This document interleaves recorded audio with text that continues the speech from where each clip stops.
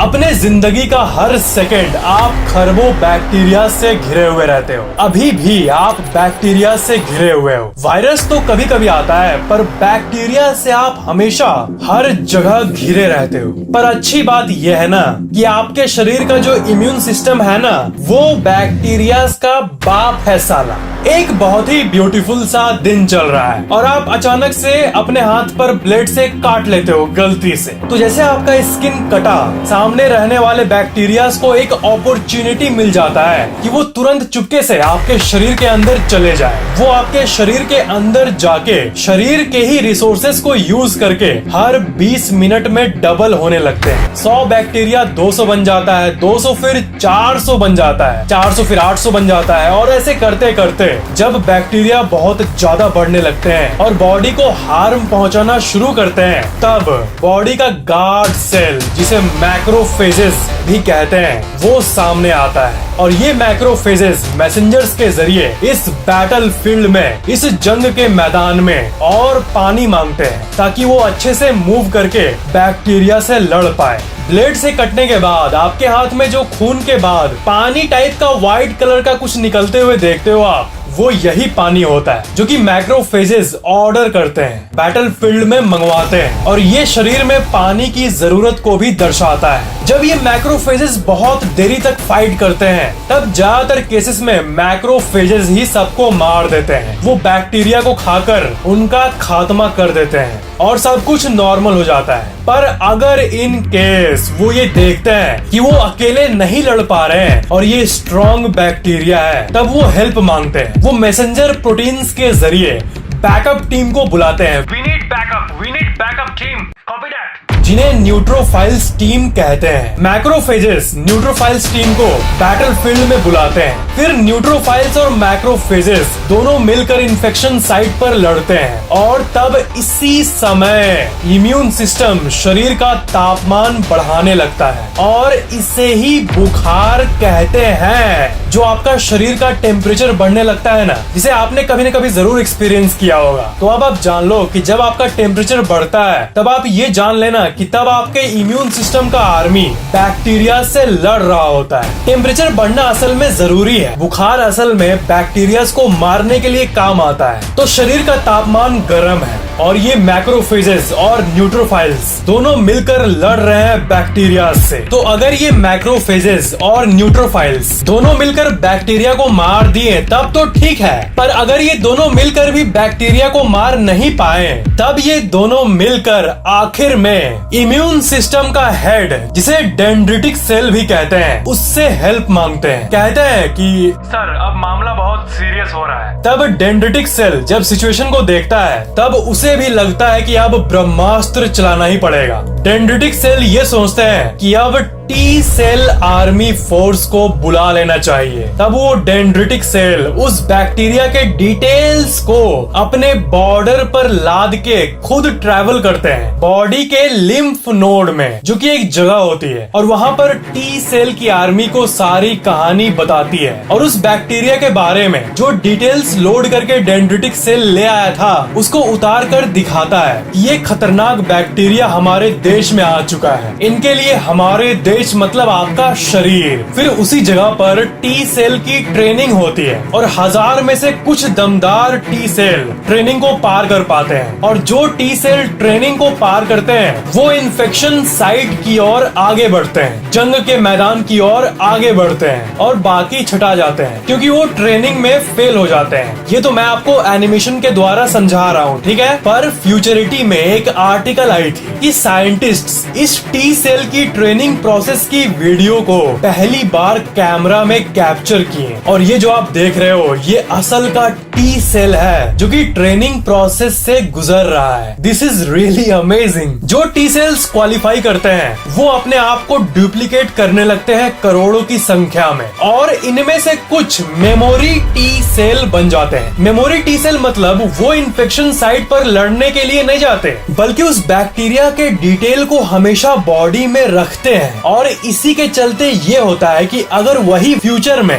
जब आपके शरीर के अंदर घुसता है तो वो दूसरी बार आपके शरीर को कुछ भी इफेक्ट नहीं कर पाएगा। और इसलिए आपने ये भी सुना होगा कि अगर किसी को एक बार चिकन पॉक्स हो जाता है तो फिर दोबारा नहीं होता। आपने सुना है ना, बॉडी इम्यूनिटी डेवलप कर लेती है उस डिजीज के प्रति। तो इम्यूनिटी डेवलप मतलब यही होता है मेमोरी टी सेल जो कि आपके शरीर में रह जाते हैं उस बैक्टीरिया के डिटेल को रिकॉर्ड करने के बाद। तो मेमोरी टी सेल की बात हटाते हैं, उसके बाद क्या होता है सुनो। तो बाकी नॉर्मल टी सेल जो कि इन्फेक्शन साइट की ओर, बैटल फील्ड की ओर जाते हैं, वो बीच रास्ते में बी सेल के पास जाते हैं जो कि अपने आप में एक हथियार की फैक्ट्री होती है। और ये हथियार की फैक्ट्री बी सेल जो होती है, टी सेल की सलाह के बाद वो भी अपने आप को करोड़ों में मल्टीप्लाई करने लगती है। तो वो टी सेल और बी सेल दोनों मिलकर बैटल फील्ड की तरफ जाते हैं और वहां जाकर बी सेल जो है वो अपने अंदर वेपन फैक्ट्री में लाखों वेपन्स तैयार करते हैं और बैक्टीरिया की तरफ भेज देते हैं। और क्या आप जानते हो यहाँ पर वेपन का या फिर हथियार का मतलब क्या है जो बी सेल प्रोड्यूस करती है? उस वेपन का नाम है एंटीबॉडीज। एंटीबॉडीज की बाढ़ आ जाती है जो कि बी सेल्स लगातार प्रोड्यूस कर रही होती है और इधर टी सेल की आर्मी भी लड़ रही होती है और उधर मैक्रोफेजेस भी लड़ रहे होते हैं और उधर से न्यूट्रोफाइल्स भी इनकी ले रहे होते हैं। तो फिर धीरे धीरे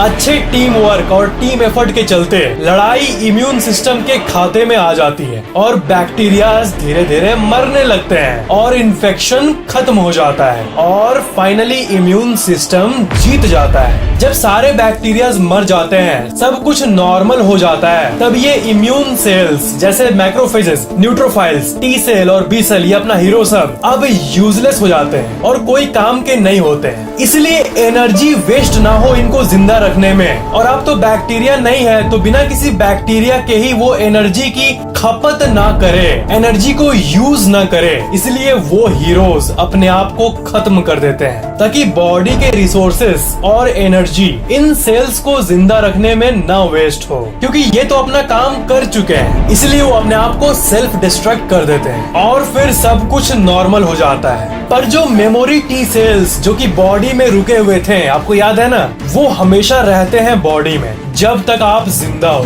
तब अगर फ्यूचर में कभी वही बैक्टीरिया का ग्रुप आपके बॉडी में घुसने की कोशिश करता है, तब वो बॉडी के अंदर आए उसके पहले ही ये मेमोरी टी सेल्स बाकी टी सेल्स को डायरेक्टली भेज देते हैं उनको मारने, क्योंकि मेमोरी टी सेल्स को ये पता होता है कि ये तो वही भाई साहब के खानदान से आए हैं जो पहले आए थे। मेमोरी टी सेल उस बैक्टीरिया को मिनटों में आइडेंटिफाई कर लेता है, इसलिए तुरंत ही उस पर अटैक करने लगता है टी सेल्स के जरिए। और इसी चीज को किसी बीमारी के प्रति इम्यून होना भी कहते हैं। पर अगर कोई नया बैक्टीरिया आया तब ये पूरी कहानी फिर से रिपीट होती है। ये जो मैंने आपको बताया ना इतना कुछ, ये सब मैंने आपको बहुत सिंप्लीफाई करके बताया। असल में इम्यून सिस्टम में macrophages, dendritic cells, T cell, B cells या फिर जिनके बारे में मैंने आपको बताया, इतने ही सोल्जर्स नहीं होते हैं, बल्कि हजारों तरह के सोल्जर्स होते हैं और ये बहुत ही कॉम्प्लिकेटेड नेटवर्क से कनेक्टेड रहते हैं और इनका बहुत ही कॉम्प्लेक्स नेटवर्क होता है। पर मैंने आपको एक पूरा जनरल सा मैप का आइडिया दे दिया इम्यून सिस्टम का।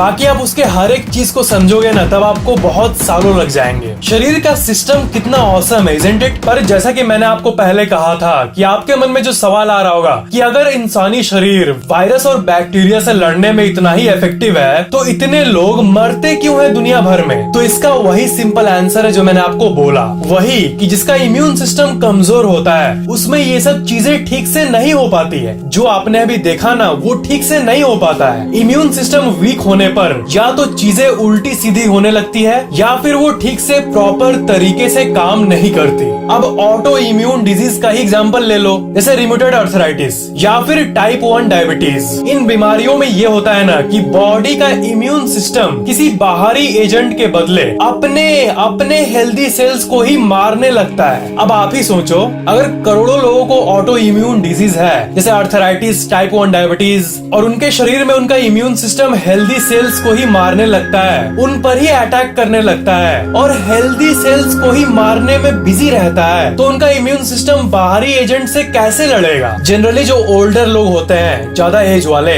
उनमें ये ज्यादा पाया जाता है। सनलाइट आपके टी सेल्स को एनर्जाइज करता है। आप अपने घर के बैल्कनी में बैठकर सनलाइट को सिंपली एंजॉय कर सकते हो। जितना आप पॉल्यूशन से दूर रहोगे, जितना स्ट्रेस से दूर रहोगे, जितनी नेगेटिव चीजों से दूर रहोगे और जितना नेचर के करीब रहोगे, हेल्दी लाइफस्टाइल जियोगे, एक्सरसाइज करोगे, उतना ही आपका इम्यून सिस्टम स्ट्रांग रहेगा। और सबसे इम्पोर्टेंट है खुश रहना। बाहर से नहीं, सबको दिखाने के लिए नहीं, बल्कि एक्चुअल में इनर हैप्पीनेस, अंदर से खुश रहना। बहुत सारे रिसर्चेस में ये पाया गया है कि खुश रहना भी बहुत इफेक्टिव साबित हो सकता है। इसलिए ऑलवेज बी हैप्पी, और हैप्पी रहने के साथ साथ हेल्दी लाइफस्टाइल को भी फॉलो करना मत भूलना। ऐसा लग रहा है कि मैं इंस्टाग्राम को फॉलो करने के लिए बोल रहा हूँ। फॉलो करना मत भूलना।